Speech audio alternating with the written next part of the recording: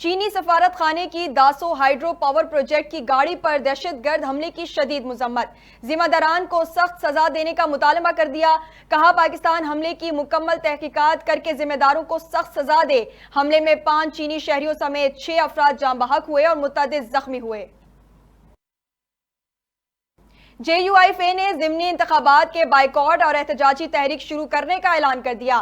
مولانا فضل الرحمان نے ویڈیو میں بیان میں کہا، جے یو آئی کا کوئی امیدوار ضمنی انتخابات میں حصہ نہیں لے گا۔ یہ پارلیمنٹ عوام کی نمائندہ کم اور اسٹیبلشمنٹ کی نمائندہ زیادہ ہے۔ 25 اپریل سے بلوچستان سے تحریک شروع کریں گے، عوام کو متحد کر کے اعتماد ملیں گے۔ وفاقی وزیر خزانہ محمد اورنگزیب نے ایف بی آر میں اصلاحات پر زور دے دیا۔ کہا، ٹیکس لیکیجز روکنے کے لیے اینڈ ٹو اینڈ ڈیجیٹلائزیشن ناگزیر ہے۔ ڈیجیٹلائزیشن صرف محصولات میں اضافے اور شفافیت کے لیے نہیں بلکہ ایف بی آر پر ٹیکس گزاروں کا اعتماد قائم کرنے کے لیے بھی ضروری ہے۔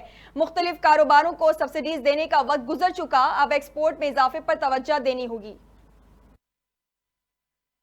پی ٹی آئی کو اسلام آباد میں جلسہ کرنے کی اجازت مل گئی۔ اسلام آباد ہائی کورٹ میں پی ٹی آئی کو اسلام آباد میں جلسے کی اجازت نہ دینے کے خلاف درخواست پر سماعت کی۔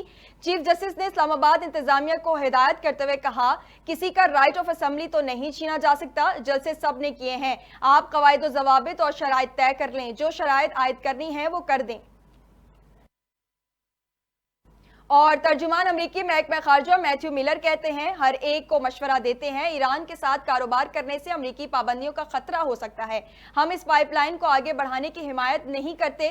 میتھیو میلر کی پاکستان میں چینی قافلے